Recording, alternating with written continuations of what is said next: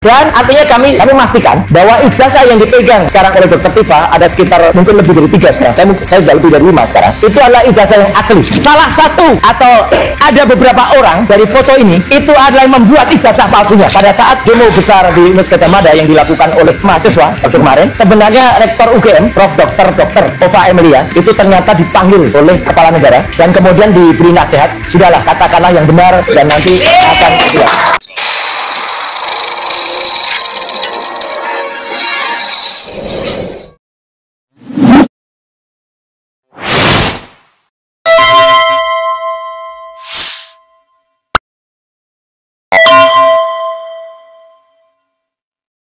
Terima kasih. Bismillahirrahmanirrahim. Assalamualaikum warahmatullahi wabarakatuh.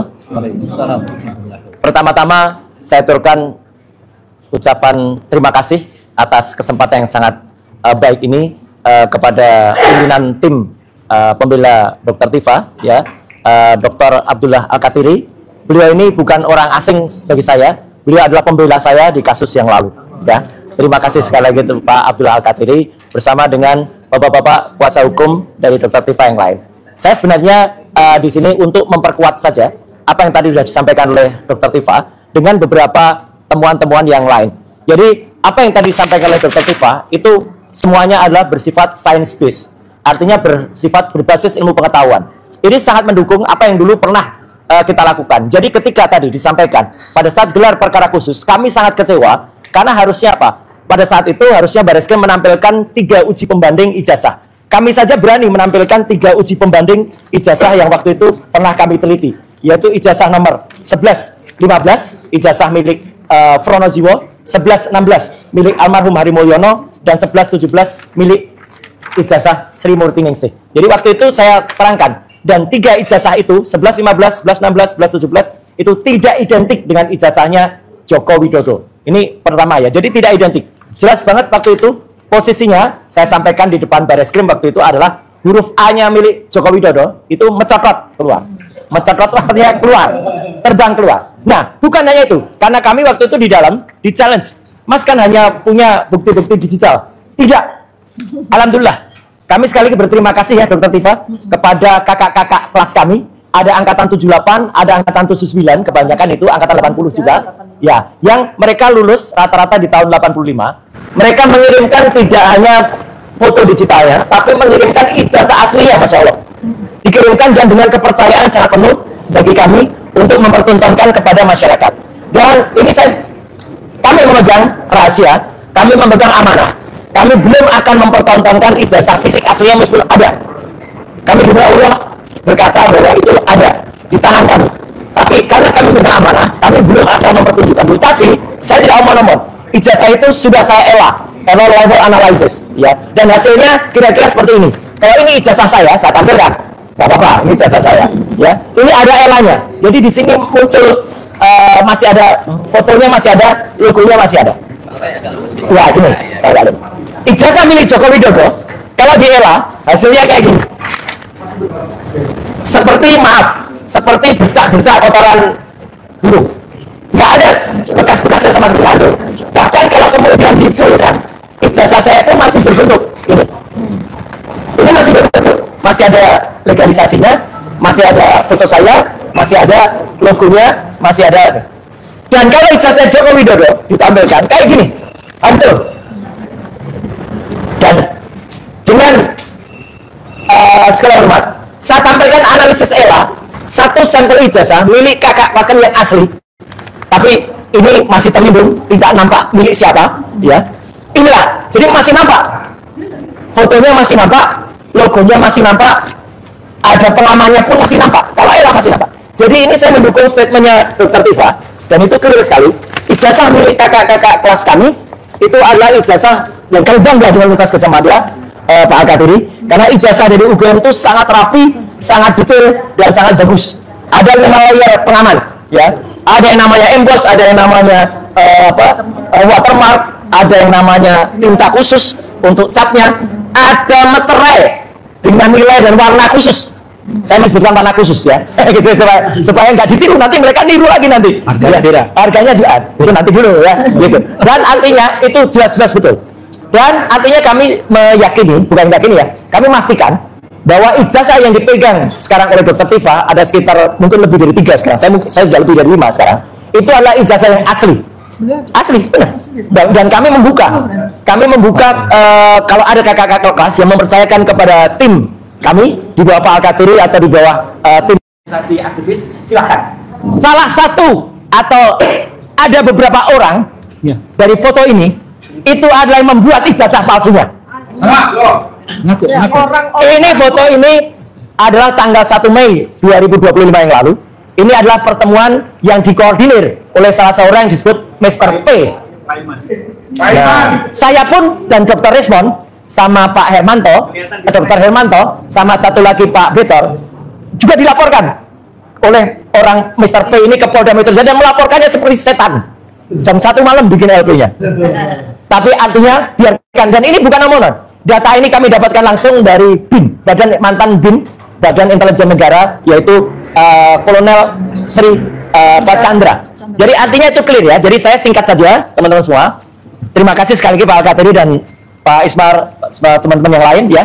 Kami bersepakat, kami tidak akan putus, kami tidak akan berhenti, kami tidak akan mundur, dan kami hanya mengetuk tadi kata Prof. Sofyan. Ada satu yang menarik, pada saat demo besar di Universitas Gadjah Mada yang dilakukan oleh mahasiswa waktu kemarin, ya, sebenarnya Rektor UGM, Prof. Dr. Ova Emilia, itu ternyata dipanggil oleh kepala negara, ya, dan kemudian diberi nasihat, sudahlah, katakanlah yang benar dan nanti akan ya. Jadi insya Allah gerakan ke DPR, gerakan ke eksekutif nanti ke angkatan, dan kita sebenarnya bisa mencontoh sesuatu yang sangat sederhana. Seorang wanita, wali kota Ito di Jepang, Maki Takubo, mengundurkan diri gara-gara ijazahnya palsu. Wanita loh ini, apa nggak malu ini? Ya, dengan yang ada di luar. Jadi sekian, terima kasih. Wassalamualaikum warahmatullahi wabarakatuh. Ya, ya, tambahan sedikit, Dr. Tifa, silakan. Tambah sedikit, sebuah data atau berita yang saya peroleh kemarin ya. Kemarin tanggal 15 Juli 2025, saya bertemu dengan Pak Betor Suryadi ya di salah satu tempat. Beliau menyampaikan kepada saya 2 hal yang sangat penting. Ya, nanti bisa dikonfrontir dengan beliau, dan saya merekam video otentik ya. Beliau mengatakan bahwa beliau sudah bertemu dengan pelaku pembakaran Pasar Pramuka.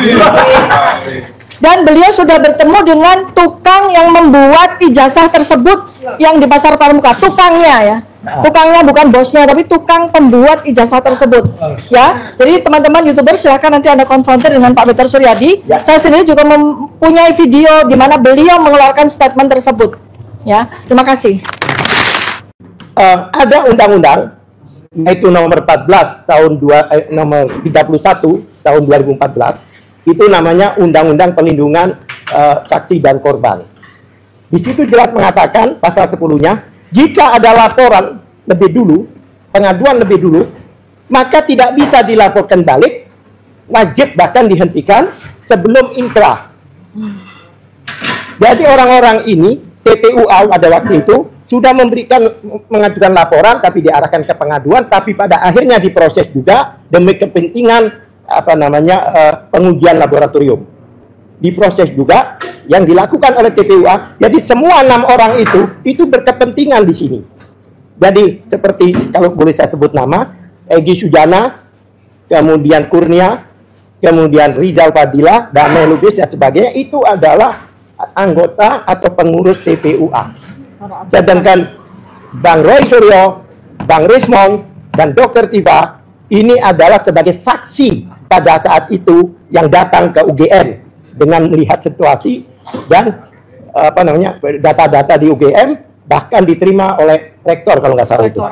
Iya, diterima. Jadi mereka ini sebagai saksi, meskipun mereka juga ahli.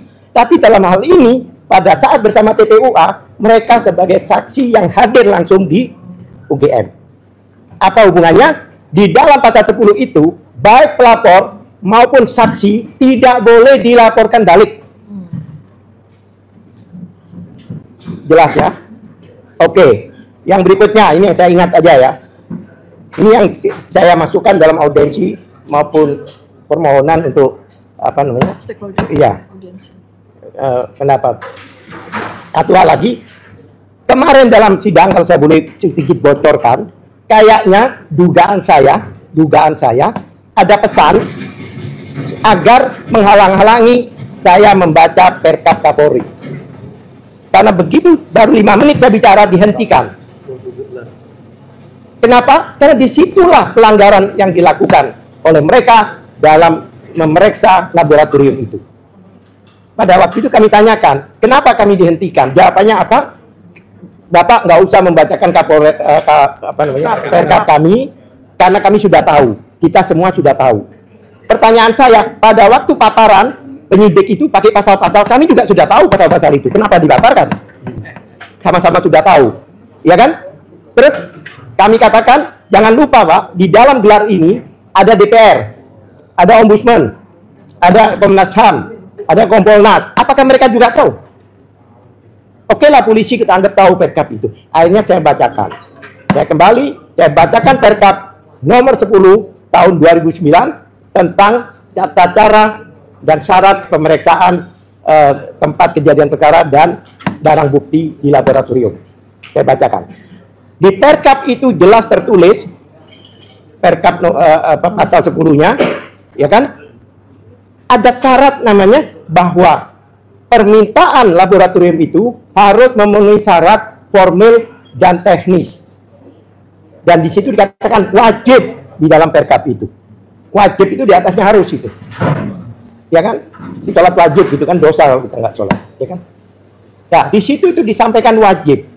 Ya kan? Bahkan yang dimaksud syarat formil itu ya prosedural itu. Yang teknis tergantung masalahnya. Kalau masalah senjata begini, masalah surat begini dan sebagainya. Nah, saya jungtokan ke pasal 80 di Perkap itu yang dimaksud syarat yang wajib harus dilaksanakan. Satu, adanya permintaan dari pihak penyidik. Ada permintaan. Yang kedua, ya ini yang kedua ini, harus ada laporan polisi.